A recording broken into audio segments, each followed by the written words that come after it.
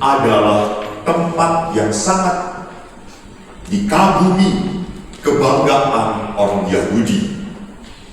Dibangun atas inspirasi Daud dan diwujudkan oleh Salomo selama berapa tahun?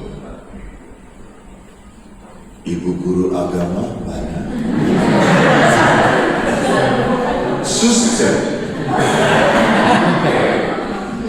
Suster rendah hati tidak mau menjawab. 46 tahun Bait Allah dibangun, dilapisi oleh emas dan kayu-kayu aras, bedulang dan segala-galanya. Gagah sekali. Semua orang mendekati Bait Allah pasti kagum. Dan Yesus berkata akan ada waktunya hancur. Dan betul, tahun 70 Roma menghabisi Bait Allah dan menghancurkan, merampas semuanya. Bahkan kurang lebih 900.000 orang Yahudi ditahan oleh bangsa Roma, diperbudak oleh bangsa Roma. Ada sisanya atau tidak? Tidak ada sisa. Apa sisanya? Tembok ratapan. Orang selalu salah pikirnya tembok ratapan itu sisanya. Bukan, tidak ada hubungannya dengan Bait Allah. Itu sebetulnya hanya sebagai pusat doanya orang-orang Yahudi. Tembok ratapan itu bukan bagian dari tembok Bait Allah, hanya di tempat itu. Betul, Anda salah kan, Anda belum pernah ke sana ya. Maaf, gak nyindir, mendoakan. Semoga gajinya naik. Aduh, Tuhan ampuni mereka. Rupanya guru-guru ini penuh kepahitan. Jadi hancur. Apa yang dikagumi hancur. Dalam bacaan pertama, Daniel menafsirkan mimpi Nebukadnezar tentang kerajaan demi kerajaan, dan memang Daniel mengatakan kerajaan Israel akan terpecah dan ada masanya raja itu turun. That's life. That is the cycle of life. Tidak ada yang abadi di dunia ini. Maka kalau Yesus berkata, "Akulah batu yang hidup dan kamu pun batu yang hidup." Saya kalau ngomong living stone, batu yang hidup, kaget. Living itu, batu itu benda mati atau benda hidup? Mati. Kenapa bisa menjadi hidup? Kenapa bisa menjadi batu hidup? Ya Allah, Tuhan Yesus. Ini dulu adalah pribadi-pribadi yang menganiaya aku sekolah. Guru. Kenapa menjadi hidup? Karena Roh Allah yang memberikan daya kehidupan. Roh Allah yang memberikan daya kehidupan. Maka para guru yang terkasih, jangan pernah lupa. Pertama, manusia itu ada tubuhnya, ada jiwa rohnya. Dan dua-duanya ini harus dirawat. Seringkali kita hanya merawat tubuh kita. Kita banyak menghabiskan waktu merawat tubuh. Makan, olahraga, make up. Apalagi wanita toh harus make up. Karena sebentar lagi make down. Lalu retouch gitu ya. Saya tahu karena dulu pernah jadi wanita.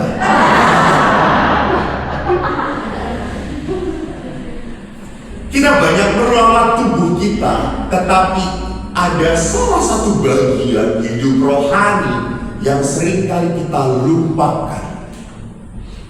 Dan apalagi pada saat ini dalam retret kita berbicara tentang luka hati, bukan luka tubuh.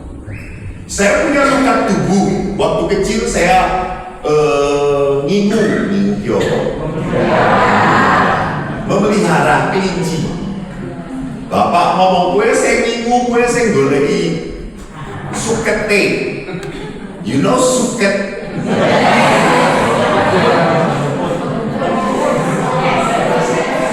Yang tidak mengerti lihat terjemahan bawah. Lalu saya itu ambil rumput, pakai arit, tiba-tiba saya lihat layangan putus. Lalu mau kejar, arit itu kena tangan saya, sobek. Sampai sekarang scars itu, bekas luka masih ada. Tapi tak pukul-pukul gini sakit atau tidak? Enggak, sembuh selesai. Yang paling susah adalah luka hati. Kita pura-pura udah saya ampuni, udah, asal jangan ketemu lagi sama. Lu nongol mati gue. Seringkali kita pura-pura. Udahlah, dia memang orangnya kayak gini wes, omongi koyo ngono. Jangan dianggap, nggak dianggap juga tetap aja sakit. Tetap aja kecewa, tetap aja marah. Saudara-saudari yang terkasih, mari kita sadari bahwa selama kita bergaul dengan sesama, tidak akan pernah tidak ada luka. Ada yang guru-guru yang tidak terluka? Saya lukai sekarang. Bu guru, Pak guru, saya selalu ngomong, kalau yang tidak terluka, retretnya jangan di Pratista di atas sana. Ada rumah retret khusus yang tidak terluka. Rumah sakit jiwa. Orang gila, itu orang yang tidak terluka. Tetapi selama kita berhadapan dengan manusia, pasti ada kata-kata dia, tindakan dia, wajah dia yang membuat saya terluka. Kan kadang-kadang kalau saya ngomong ada orang yang ngapain sih dia gak seneng banget sama gue. Kita terluka. Kenapa? Bapak Paulus mengatakan tidak ada pribadi yang sempurna. Tidak ada. Maka kita harus sadar, saudara-saudara, apakah saya tinggal di biara dengan romo-romo yang jubahnya putih ini? Suci-suci mereka, sing putih iki jubahe. Atine yo ireng. Apa meneh kulite. Kita tinggal di biara tidak semuanya cocok. Ya, betul. Kalau cocok hamil mereka satu-satu.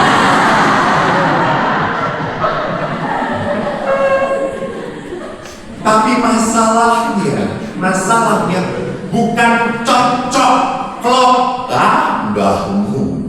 Gak ada orang yang cocok klop pas tenan romo. Kampret tuh. Ada saatnya slack. Ada saatnya, kenapa dia cocok bagi saya? Karena dia seperti yang saya mau. Betul atau tidak? You see, ukurannya sopo. Aku pinter. Tumben. Emang dulu gak ada yang berdoa.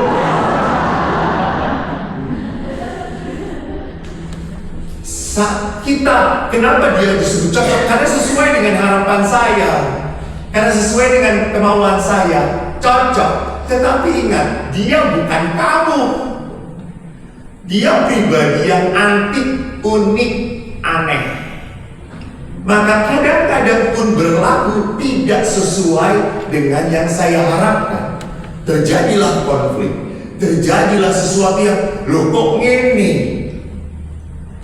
Dan saya kebetulan banyak berbicara tentang hidup berkeluarga, walaupun saya tidak berkeluarga. Tapi saya sekolah tentang konseling keluarga. Banyak sekali pasangan yang mengatakan, Romo, waktu pacaran edan so sweet. Saya tergila-gila sama dia. Tapi setelah menikah, kok beda. Kok berubah? Dulu saya tergila-gila, sekarang saya gilani tenang. berubah. Dia lupa. Waktu pacaran itu kabeh iklan, promosi. Tetapi setelah menikah, taringnya keluar lah, gitu ya. Tanduknya muncul lah, gitu ya. Maunya gak pacaran, ngomongnya jimpet tuh ya. Iya sayang. Jangan ada telepon. 5 tahun lah, setahun telepon.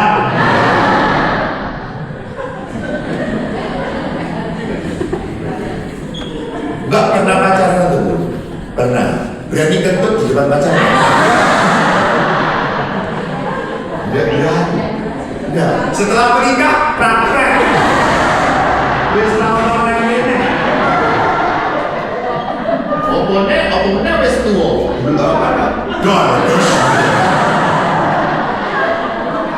Orang ini mabuk gitu ya.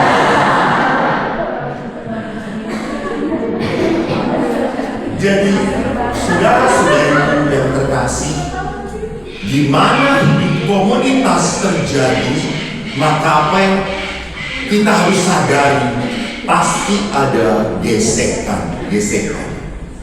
Kita tidak akan ada gesekan kalau kita berjauhan. Ya betul. Kalau kita berjauhan, seperti saya dengan guru Rinci, tidak ada konflik, tidak ada. Coba saya hidup dengan Anda menjadi guru, langsung ampuni, betul. Itulah kan ada istilah, kalau jauh bau anggrek, dekat bau bangke. Karena pada saat berdekatan itu akan ada gesekan.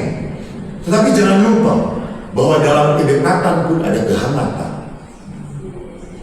Dalam kedekatan pun ada dukungan. Dalam kedekatan pun ada kasih. Dalam kedekatan pun ada saling menguatkan. How? Pertanyaannya, how? Balik lagi pada kitab suci. Berapa kali waktu Rasul Petrus bertanya, Guru, kami harus memaafkan? 3 kali? Ose.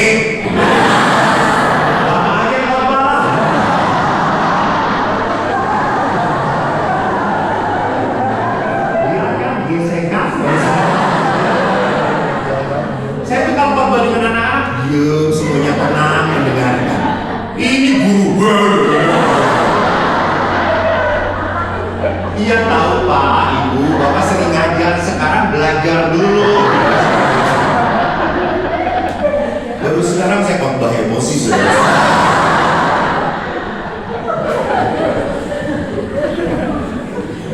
Petrus bukan itu dulu, 3. Lalu Petrus nama jadi berapa? 7 atau 7 kali. Kenapa? Karena dalam hukum Yahudi, kalau sudah 7 kali, tidak perlu dimaafkan lagi. Ngerti toh, saya tidak. Mulanya rumah isi.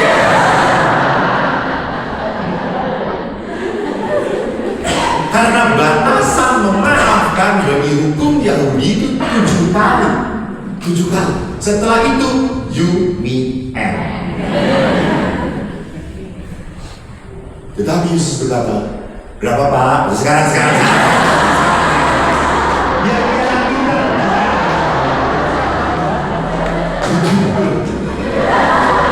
Disuruh ngomong malah jelas. 70 kali 7 kali. Artinya apa? Jangan dihitung. Itu tidak terbatas. Jadi kenapa sampai seperti itu? Tidak terbatas. Kenapa memaafkan itu adalah sesuatu apa? Sebuah, saya kok tidak berpikir pilihannya, saya kok berpikirnya kewajiban. Lu gak memaafkan, hidup lu lah makin sakit. Karena orang yang menyakiti Anda, apakah dia terluka atau tidak? Enggak, dia hidupnya tenang-tenang saja kan? Anda doa Tuhan semoga dia 7 turunan, tidak kaya-kaya. Malah Anda yang gak kaya gitu ya. Tetap yang menyakiti Anda damai, sejahtera, sukacita. Maka kenapa Yesus mengajarkan 70 kali 7? Itu adalah detox. Supaya apa? Apa yang kamu lakukan tidak menyakiti saya, tidak merusak hidup saya. So that is forgiveness. Forgiveness is about letting go. Wes. Seperti kemarin Anda cerita dengan teman Anda, itu tuh buang sampah, letting go. Udah, kalau buang sampah jangan ngorek-ngorek sampah. Anda statusnya guru, bukan tukang pulung, bukan pemulung sampah. Letting go. Lepaskan. But I can do it, Father. So let God. Biarkan Tuhan menolong Anda. Biar Tuhan memberi kekuatan. Tuhan berikan rahmat pengampunan, sehingga saya bisa memaafkan dia. Supaya apa? Supaya batin saya sehat, damai. Saya mau menjaga batin saya. Saya mau menjaga hidup rohani saya. Kan ada orang yang selalu mengatakan, Romo, kok hidup saya itu selalu susah ya, selalu berat urip saya. Saya hanya satu, because you do not close to God. Orang yang dekat dengan Tuhan selalu apa? Membawa pergumulannya bersama Allah, bersama Tuhan. Bapak Monsinyur pernah cerita lucu sekali. Seorang ibu cerita, Monsinyur, saya itu punya suami selingkuh. Lalu saya maafkan. Selingkuh lagi. Saya maafkan. Sampai 5 kali dia selingkuh, saya capek, Monsinyur. Apa yang harus saya lakukan, Monsinyur? Saya udah gak tahan. Memang suami saya itu keturunan kacang garong. Gak pernah tahan melihat ikan asin. Padahal di rumah ada tenderloin. Karena isinya gemuk banget gitu ya. Gak nyindir. Ampun. Cuma saya mengatakan bagianmu bertobatlah. Kerajaan Allah sempit.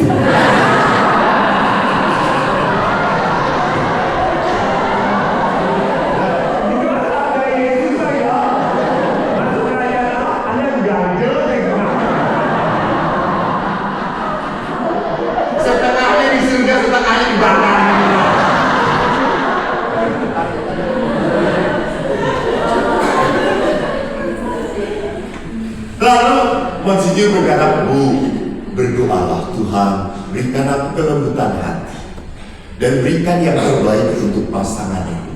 Berikan yang terbaik untuk pasangan. Ibu ini kebetulan taat sekali. Dia berdoalah. Saudara-saudaraku, apa yang terjadi? Tak lama kemudian suaminya meninggal.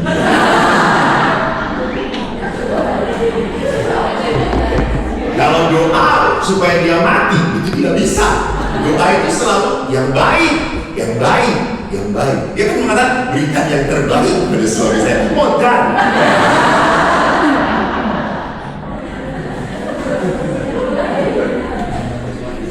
Jadi saudara-saudari, tidak pernah mungkin kita bisa letting go, kita bisa memaafkan kalau kita tidak dekat dengan Tuhan.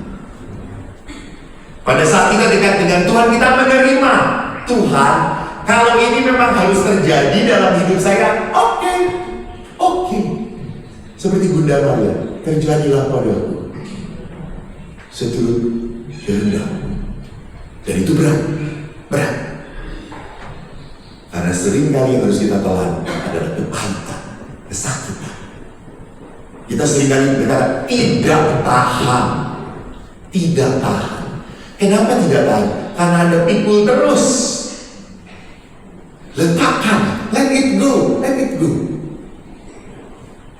Saya kan sering cerita, kalau kemana-mana saya bawa oleh-oleh untuk para romo ini. Selalu, aku dari simbol yang jadi mbok oleh iku tandane kowe iki mikir ke sing ning omah. Dan betul, ibu itu kalau ibu saya orang Long Island, bapak Clayton. Ojo menyek gitu.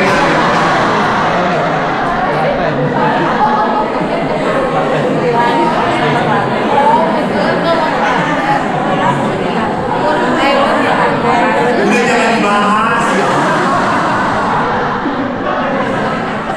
Anda bingung ya, Clayton Long Island, kok Iran? Kalau kami pergi ke Buntilan ataupun ke Klaten, bapak dan ibu tuh selalu Buntilan, apalagi kakek saya itu nanam ketan, dan ketannya enak banget, lereng Merapi, enak tenang. Bawa 2-3 karung itu untuk dibagi-bagikan ke tetangga. Itu ibu. That's my mom. You must think about the other. Maka saya pun sama, pergi bawa. Kalau sudah bawa lereng, apa kabar Allah ini mengucapkan terima kasih. Orang.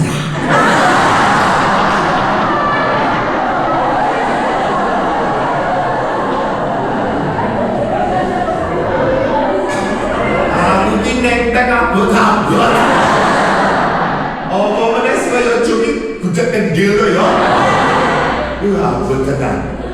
Sudah bersusah payah bawa ke sini, they say thank you. Walaupun no say thank you, but entek.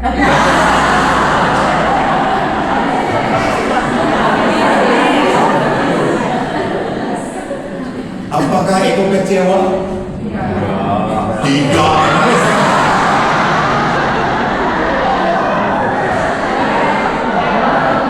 Hey. Hanya Tuhan Allah yang memberi tanpa apapun. Manusia. Oh iya. Manusia kalau berbuat baik, ngerti sithik to yo. Mbok matur nuwun to yo. Mbok nampa, ya atau tidak? Manusia. Saya sedih, saya kecewa, ya. Tetapi saya tidak kapok. Saya baik itu urusan saya. Mereka tidak baik itu bukan urusan saya. Maka mengapa Tuhan berkata, kalau kau baik pada yang baik, nggak perlu punya Tuhan pun, kayak gitu. Tapi kalau kau baik pada orang yang menyakiti Anda, itu namanya anak Tuhan. Kenapa dia bisa melakukan seperti ini? Forgiveness. Memaafkan. Hidup saya tidak mau diatur oleh Anda. Sama seperti ini. Saya memberikan renungan. Apakah guru-guru ini bertobat?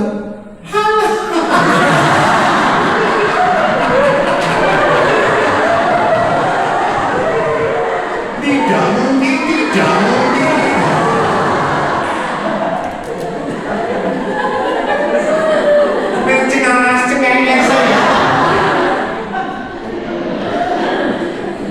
Lalu apakah omongan saya percuma? Hey, tugas saya itu hanya ngomong. Yang menobat itu Tuhan. Setelah Anda pergi, I forget you. Tuhan, karyamu sekarang. Apakah saya sedih promo sepulangnya dari retret, guru-guru itu berontak langsung romo? Apakah saya berkata, itu akibat saya? Oh tidak, memang mereka jahat.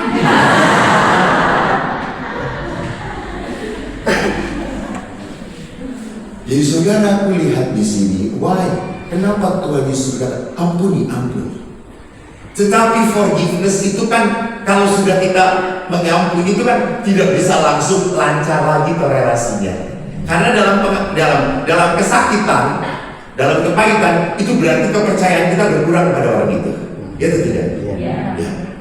Maka bagaimana, terutama dalam pasangan suami istri, kalau kita sudah dipasakiti oleh pasangan atau tim guru-guru bersama, setelah forgiveness, saya bisa rekonsiliasi. Tidak bisa langsung. Rekonsiliasi itu apa? memberikan kepercayaan sedikit-sedikit. Kan dalam kesakitan kepercayaan saya sudah dihianati. Betul atau tidak? Ya. Maka rekonsiliasi itu apa? Mempercayai sedikit demi sedikit. Tapi kalau dia gablek romo, ya sudah. Dengan orang-orang seperti itu, kita harus belajar mengambil jarak. Mengambil jarak. Lah kalau itu suami sendiri, ayo berdoa seperti Monsinyur tadi katakan.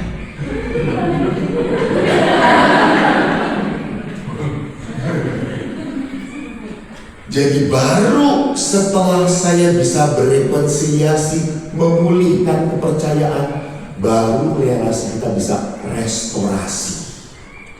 Itu 3 tahap. Forgiveness, reconciliation, and restoration. Memperbaiki. Dan ingat, kadang-kadang setelah konflik, setelah memaafkan dan rekonsiliasi dan merestorasi, hubungan kita makin kuat, makin kental. Petrus, Rasul Petrus, waktu ditanya apakah engkau salah seorang muridnya? Bukan, 3 kali. Dan Yesus hanya menatap Petrus, tidak mengatakan, Petrus, ingat tak? Kamu akan berkhianat? Enggak. Yesus hanya menatap dia. Petrus menyesal, Yudas pun sama menyesal. Tetapi bedakan antara menyesal yang merestorasi dan menyesal yang menghancurkan. Mati Yudas. Tetapi Petrus pada saat Yesus setelah bangkit, Yesus menampakkan diri kepada Petrus dan berkata, apakah engkau mencintai aku? Ya Tuhan. Sampai 3 kali. Maka Yesus berkata, gembalakanlah domba-domba. Dalam bahasa Inggris ada versi yang bagus, feed my sheep, beri makan domba-domba. Direstorasi relasinya. Petrus menjadi seorang kudus, bahkan saking merasa tidak layak seperti Yesus, dia minta disalib diterbangin. Itu cinta yang terestorasi. Karena apa? Karena luka, karena pengkhianatan yang diampuni. Bapak Ibu yang terkasih, batin yang harus kita bereskan. Sekali lagi, kalau sudah batin yang harus kita bereskan, itu berarti urusan saya. Saya dengan Tuhan. Saya sekali lagi mohon maaf, ini cerita terakhir, bukan pamer. Ini kenyataan. Saya tahun ini 4 kali horidor ke Vatikan. Sampai pintunya mau nutup melihat saya. 1 Petrus berkata, koeneh. Sampai saking seringnya, saya juga karena tugas mendampingi, saya jelaskan, kita berdoa, lalu sudah mereka jalan sendiri. Di Lourdes, pada saat ke Lourdes itu, kalau ke Lourdes itu 60% orang tua, bule-bule. Dan dari 60% itu 50% pakai kursi roda, kebanyakan. Lalu pada saat grup saya mandi, berendam, mandi, lalu cuci, saya ke hotel karena saya ke kafe. Saya kan pakai kolam. Lalu saya duduk sambil ngopi, tiba-tiba ada seorang oma yang didorong oleh volunteer. Terus oma itu melihat saya, lalu, Father, may I sit beside you? Of course, please, kata saya. Saya tiba-tiba di Lourdes pintar bahasa Inggris. Padahal di Inggris itu hanya tahu I love you. Lalu please sit down. Terus volunteernya pergi, kita berdua. Terus saya tanya, Mom, where is coming from? You are? I'm from Ireland, Father. Ah, Ireland. How many times you come to Lourdes? I always go to Lourdes twice a year. Hah? 2 tahun sekali? Terus dia bilang, what? 2 times in 1 year? Yes, Father. And what happened now with you? After you came to Lourdes, I still have cancer on my land, and I still cannot walk.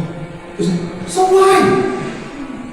Why you still come here. You get no miracle here. Lalu si oma itu melihatin saya dan berkata, Father, you have no faith. Aku langsung pandang saudara-saudara. Udah pastor, udah punya iman lagi. Lalu saya nanya, what you mean about that? Pastor, walaupun saya masih punya kanker, walaupun saya tidak bisa jalan, kalau saya kesini saya selalu merasa sukacita. I am really a blessed person. Saya merasa terberkati. Saya merasa ada Bunda Maria yang selalu mendoakan saya. Saya selalu sukacita, damai. Even Father, you know, my cancer become my friend in my body. I'm okay with the cancer. Wow, kata saya. Lihat, yang penting penyembuhan itu adalah apa? Hati kita, jiwa kita, bukan tubuh kita. Karena bisa terjadi tubuhnya sempurna, tidak ada masalah, tapi hidupnya hancur. Karena apa? You got no miracle from God. Why? Because you cannot accept the thing that God gave you. Kita tidak bisa menerima. Kita selalu berontak, marah, kecewa, gak terima. Sampai kapanpun hidup Anda tidak akan damai. Saudara-saudari yang terkasih, mari kita menjadi hamba-hamba yang setia. Kita ini hamba. Hamba itu diatur oleh Tuhan, bukan mengatur Tuhan. Itu namanya hamba yang tidak tahu malu. Mari kita hidup dalam ketaatan kepada Allah. Kita percaya, walaupun sakit, walaupun kita kecewa, kita ini punya Allah, Bapa, yang akan menguatkan dan menyembuhkan kita.